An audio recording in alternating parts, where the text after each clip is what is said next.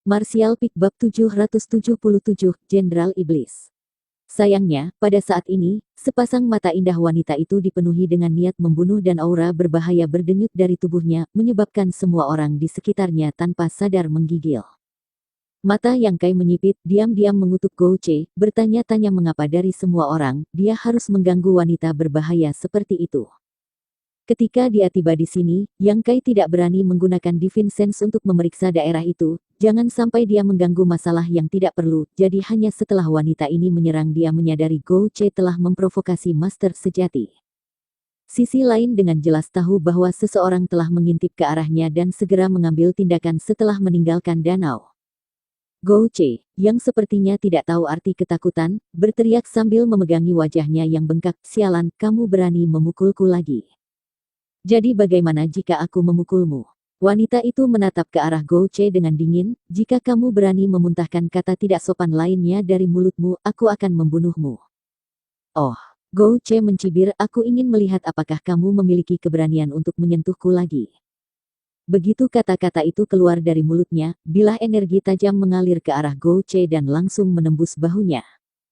Darah menyembur keluar dari luka seperti air mancur dan wajah Gouce menjadi pucat, menatap tercengang pada wanita di depannya. Dia tidak menyangka wanita ini benar-benar akan menyerangnya saat dia berbicara, rasa sakit yang datang dari bahunya akhirnya menyebabkan dia panik. Meskipun dia seorang wanita dan nakal, Gouce bukanlah orang bodoh. Dari metode yang telah ditunjukkan wanita ini sejauh ini, dia tahu bahwa meskipun dia dalam kondisi puncak, dia tidak akan menjadi lawannya.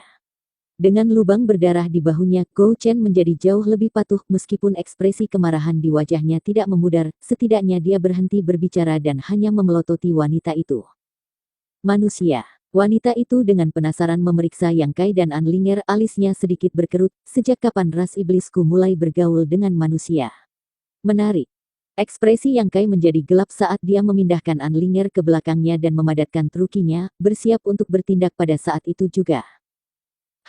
Wanita itu mendengus jijik, melangkah ke depan dengan ringan saat dia menjentikkan rambutnya yang basah, melirik ke arah Gouce dan pria ras iblis lainnya, "Ki iblis dan energi spiritual kamu sepertinya disegel, apakah bocah nakal ini yang melakukan itu kepada kamu?"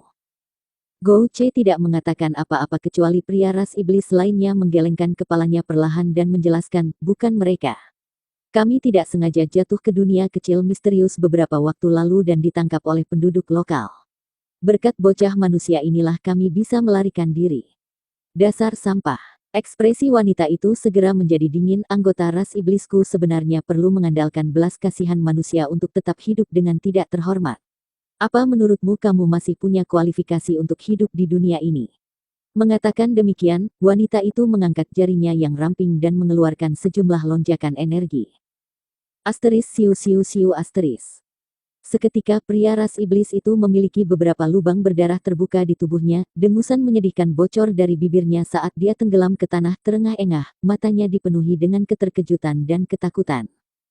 Wanita itu tidak berniat membunuhnya, dia hanya tidak puas dengan dia yang mengandalkan Yang Kai untuk bertahan hidup dan memutuskan untuk memberinya hukuman.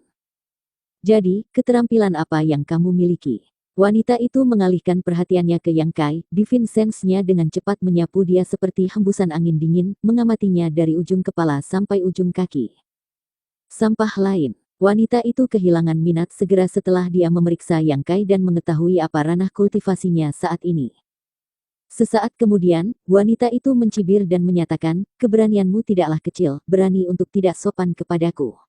Untuk itu aku harus mengajari kamu apa arti sebenarnya dari penderitaan, tetapi hari ini aku dalam suasana hati yang baik, jadi aku tidak akan langsung membunuh kamu. Ikut denganku." Mengatakan demikian, dia melambaikan tangan gioknya dan artefak seperti kereta dengan tempat tidur raksasa yang diselimuti oleh kanopi merah muda tembus pandang muncul dari udara tipis, aroma feminin yang jelas keluar darinya. Wanita itu dengan anggun melangkah ke gerbong, membuka tirai, dan melangkah ke dalam, dengan santai melepaskan dua semburan energi ke arah Gouce dan pria ras iblis lainnya di saat bersamaan. Detik berikutnya, mereka berdua merasakan semua segel di tubuh mereka hancur, menyebabkan keduanya tersenyum tanpa sadar.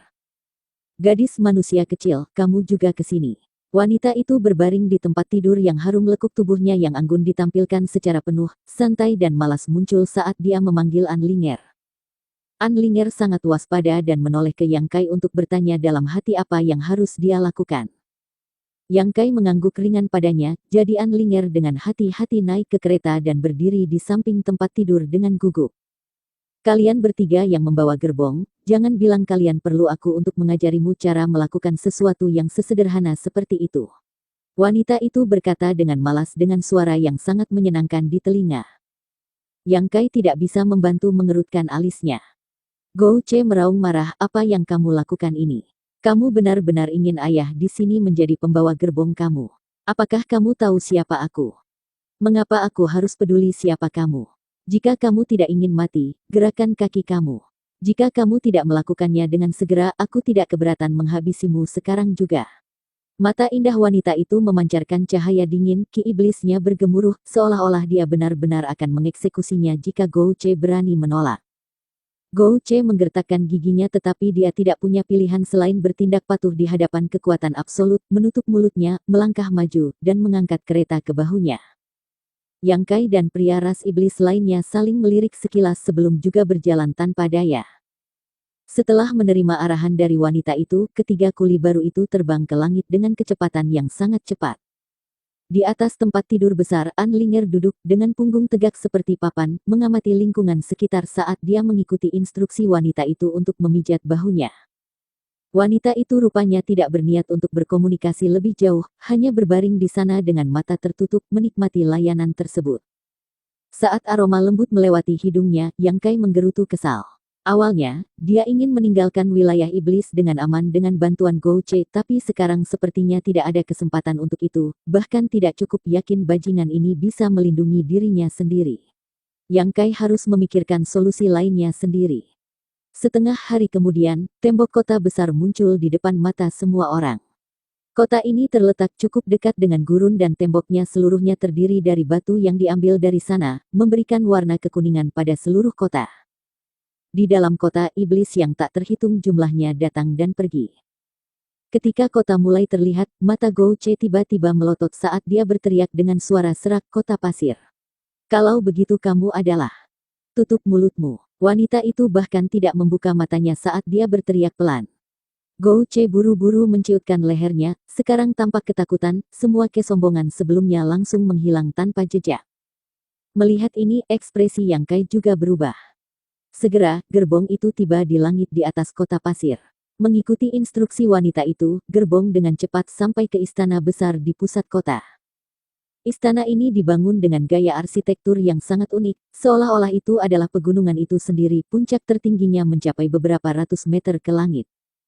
Terbang ke depan istana dan berdiri di depan titik tertingginya, melihat ke bawah, yang memungkinkan untuk melihat seluruh kota, memberikan perasaan yang menakjubkan. Namun, istana itu tampak agak aneh di kota ini. Dinding dan pekarangannya semuanya terbuat dari batu giok putih dan ukiran hiasan naga dan burung phoenix menghiasi pilar dan aula besarnya. Kristal-kristal berharga bertatahkan kemanapun orang memandang. Ketika kereta tiba, seorang pria ras iblis yang tampak tirani dengan cepat mendekat dan dengan hormat berkata, "Nyonya, kamu sudah kembali." Wanita itu mengangguk ringan dan turun dari gerbong. Orang-orang ini adalah... Pria itu melirik ke arah Yang Kai dan yang lainnya dengan ekspresi bingung, hanya ketika matanya mendarat di Gou Ce, secercah kecurigaan muncul di alisnya, menatap yang terakhir yang tampak agak akrab. Kirimkan seseorang untuk menyampaikan pesan kepada Gou Qiong, katakan padanya jika dia ingin melihat putranya yang berharga dalam keadaan utuh, dia harus menyiapkan cukup uang tebusan untuk ditukar dengannya. Wanita itu melirik ke arah Gou Ce sebelum melanjutkan, bagus. Katakan juga padanya bahwa ada 3 orang lain yang menemani putranya, apakah dia akan menebus mereka itu terserah dia. Mata Yang Kai menyipit. Percakapan ini dengan jelas menunjukkan bahwa wanita ini telah lama melihat identitas Gou Ce. Tapi meski dia tahu siapa dia masih berani memperlakukan Gou Ce seperti itu, dan dari caranya dengan begitu santai menyebut nama Gou Qiong, mudah untuk menyimpulkan identitas seperti apa yang dimiliki wanita ini. Gou Qiong adalah salah satu dari 4 jenderal iblis, satu-satunya yang berani menatap mata Gou Qiong adalah para jenderal iblis lainnya. Di antara 4 jenderal iblis, hanya ada satu wanita, yaitu Sui Li. Dia memiliki nama feminin dan merupakan wanita yang menawan. Namun, bahkan keanggunannya tidak bisa menutupi kepribadiannya yang sadis dan kejam. Wanita yang tak sengaja mereka temui sebenarnya adalah Jenderal Iblis. Dan Gou Che tidak mengetahui luasnya langit dan bumi, benar-benar berani mencoba untuk mengintip tubuh telanjangnya. Yang Kai tidak sabar untuk menghajar Gou Che sampai babak belur untuk melampiaskan amarah di hatinya. Nyonya, aku ragu Gou Qiong akan peduli dengan kehidupan ketiga lainnya. Bawahan Sueli tersenyum muram, seolah menikmati kemalangan orang lain saat dia menatap Yang Kai dan yang lainnya. Bagaimanapun, sampaikan saja pesan itu padanya. Benar, beritahu Gou Qiong bahwa bocah manusia kecil ini adalah penyelamat putranya. Sueli menekankan, aku ingin melihat bagaimana Gou Qiong akan memperlakukan masalah ini. Oh, betapa mengejutkan, pewaris Jenderal Iblis sebenarnya hidupnya diselamatkan oleh manusia. Menarik. Bawahan akan pergi dan menyampaikan pesan ini secara pribadi. Pergilah. Sueli melambaikan tangannya. Senior Sue, Senior Sue. Gou Che memanggil dengan tergesa-gesa. Apa? Sueli menatapnya dengan samar. Apakah kita bisa membahas masalah ini? Jika kamu ingin tebusan, aku bisa mengambilnya sendiri, tidak perlu merepotkan ayahku atas hal-hal sepele seperti itu. Gou Che memohon dengan ekspresi canggung di wajahnya, tampaknya takut Gou Qiong akan menyalahkan dan menghukumnya. Masalah ini di luar kemampuanmu untuk bisa mengendalikannya. Sueli mendengus dingin, tidak lagi memperhatikannya, berbalik dan berjalan ke dalam istana.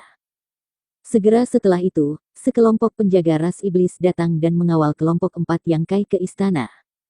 Ketiga pria itu dibawa ke kamar-kamar di salah satu sayap istana sementara akomodasi Anlinger diatur di sebelah Sueli. Tidak seperti di klan Matahari, tidak ada batasan atau segel yang diterapkan pada mereka. Sueli tampak cukup yakin bahwa tidak ada dari mereka yang bisa melarikan diri. Tidak hanya dia tidak membatasi kebebasan mereka dengan cara apapun, dia bahkan mengirim makanan kepada mereka 3 kali sehari, memperlakukan mereka masing-masing lebih seperti tamu daripada tahanan. Meskipun tidak ada yang menjaga mereka, Yang Kai masih bersikap patuh tidak berusaha melarikan diri. Di hadapan Sueli, Yang Kai tahu dia tidak akan bisa melarikan diri bahkan jika dia mencoba terlebih lagi, dia telah dipisahkan dari Anlinger. Yang Kai tidak berniat meninggalkan Anlinger di sini dan melarikan diri sendirian. Gou Che tampaknya menyadari kesalahannya kali ini dan sekarang bersikap sangat jinak, seolah-olah benar-benar kelelahan oleh situasi itu, tidak lagi menunjukkan sedikit pun kesombongan sebelumnya. Sueli telah mengirim seorang utusan ke Gou Qiong, tidak memberi sedikit pun wajah sesama Jenderal Iblis dan secara langsung meminta sejumlah besar uang tebusan untuk ditukar dengan putranya. Yang Kai memperkirakan Gou Qiong tidak akan peduli dengan kematiannya atau Anlinger dan kemungkinan hanya akan menebus Gou Che dan pria ras iblis lainnya. Bersambung.